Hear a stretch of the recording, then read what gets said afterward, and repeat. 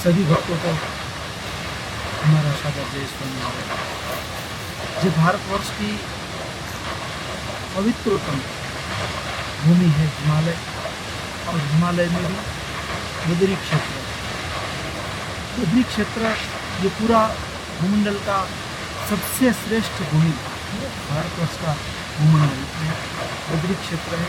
और बद्री क्षेत्र में भी चारों ओर ये ऐसी अलौकिक भूमि है कि चारों ओर बहुत सारे ऋषियाँ आज भी कठिन तपस्या कर रहे हैं। मानव देह के दौरान अगर कोई भगवत आराधना चूक गया और प्रेत देह की प्राप्ति हुई, और प्रेत देह से छुटकारा पाने के लिए कई संत महापुरुषों का अनुग्रह हुआ, तो वो भी बद्रिकाश्रम में आकर भिन्न भिन्न रूप में, यहाँ के पेड़ भी तपस्वी है, यहाँ का एक छोटा पेड़ पौधा भी तपस्वी है, वो भी कहीं ना कहीं रूप में कोई ना कोई यहाँ तक कर रहा है।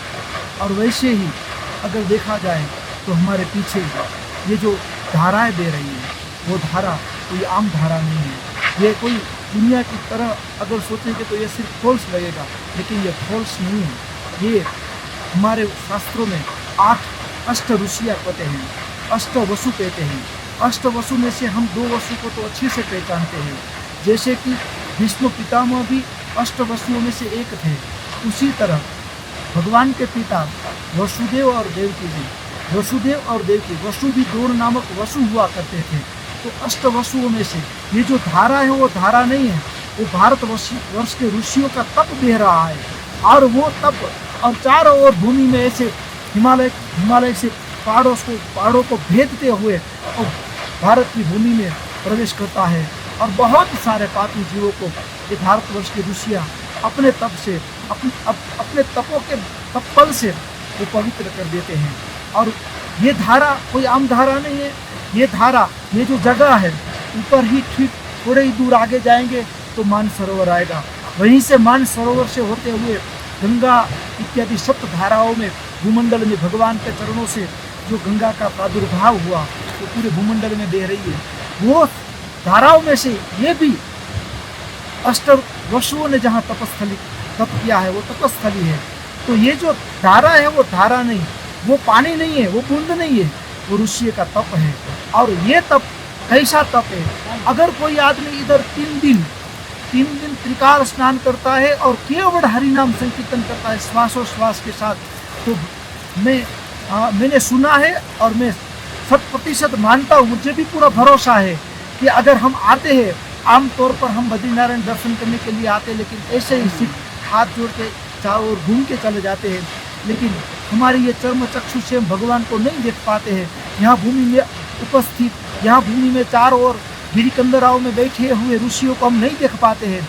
लेकिन अगर ये जो वसुधारा है यहाँ पर 3 दिन तक रुके और 3 दिन तक त्रिकाल स्नान करते हुए केवल हरिनाम संकीर्तन करता है, तो उनका जो हमारी जो आँख है, चर्म चक्षु है, वो मिट जाती है और दिव्य हो जाती है। हमारा शरीर भी दिव्य हो जाता है और हमारा बद्रीनारायण से बद्रिकाश्रम में प्रवेश हो जाता है।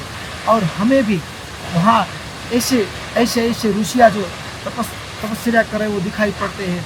यहाँ पर उद्धव नारद जी जैसे भगवान के उत्कृष्ट भक्त भगवान की सेवा में है, संत सेवा में है, वो भी हमें दिखाई पड़ते हैं। स्वयं नरनारायण भगवान वो भी तपस्या कर रहे हैं, वो भी प्रतिदिन दर्शन होता है। ऐसा कहा जाता है कि ये जो रास्ता है, पूरा रास्ता श्वेतद्वीप और बद्रीनारायण, वो दोनों के बीच में अरस परस आमने सामने प्रतिदिन मुक्त आना जाना होता है। बद्रिकाश्रम के मुक्त प्रतिदिन श्वेतद्वीप में दर्शन करने के लिए जाते हैं, श्वेतद्वीप के मुक्त प्रतिदिन बद्रिकाश्रम दर्शन करने के लिए आते हैं और आपस में मिलते हैं। तब इतना जो मिलन होता है, वो कैसा मिलन होता है, वो आज हमने एक झांकी देखी। हमारे वहाँ रास्ते में एक कुटिया में एक महात्मा जी भजन कर रहे थे। हमने देखा उनके रोम रोम में आनंद था। और सबसे बड़ी चीज़ तो हमने ये देखी, उनका जो रोम रोम में आनंद, भगवान के प्रति भरोसा।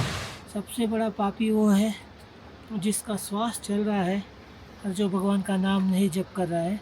उससे बड़ा पापी अगर इस लाइफ टाइम में भगवान के पास नहीं जाएंगे, फिर मालूम नहीं कितना करोड़ों जन्म लग जाएंगे। फिर मालूम नहीं। और अब भी जितना हो सके उतना ज़्यादा भजन कर लो, क्योंकि अभी मनुष्य का एक एक दिन भी बहुत कीमती है। अभी असुर लोग बहुत बलवान हो रहा है। और जो उनकी अवस्था, उनकी सोच, और जिस ढंग से ये हिमालय की गोद में बैठे हैं, तो वो देख के हमें भी ऐसा लगा कि चलो हम भी सब कुछ छोड़ के इधर ही भगवान की गोद में, मानो कि जैसे माँ की गोद में बेटा सोया है, उसी तरह हिमालय में आते हैं। तो ऐसा महसूस होता है कि हम भी हमारे पूर्वज, हमारे ऋषि, हमारे प्रभु की गोद में आए हैं, और यहीं पर सोने का, यहीं पर बैठने का, यहीं पर ठहरने का इतना आनंद आता है। लेकिन दिक्कत एक है कि हम माया के साथ आते हैं, और वही माया हमें यहाँ से खींच के फिर से वापस संसार में ले जाती है। क्या माया, हम आते हैं तो क्या, अरे ठंड ना लगे, रेनकोट लेके आते हैं, स्वेटर लेके आते हैं, माया के साथ आते हैं, माया छोड़ने के लिए नहीं आते, इसीलिए हम बद्रीनारायण से ही वापस लौट जाते हैं। लेकिन जिस दिन हम माया छोड़ने के लिए आएंगे, उसी दिन हमारा ये सब छूट जाएगा और बद्रीनारायण से बद्रिकाश्रम में प्रवेश हो जाएगा। उसी दिन षडरुणि का भाव नहीं रहेगा, और इतना आनंद आएगा, इतना आनंद आएगा कि बात ही मत पूछो। बस यही आनंद में हमें मशगूल होना है, यही मस्ती में हमें डूब जाना है। यही हमारा जीवन का लक्ष्य है। जय स्वामी।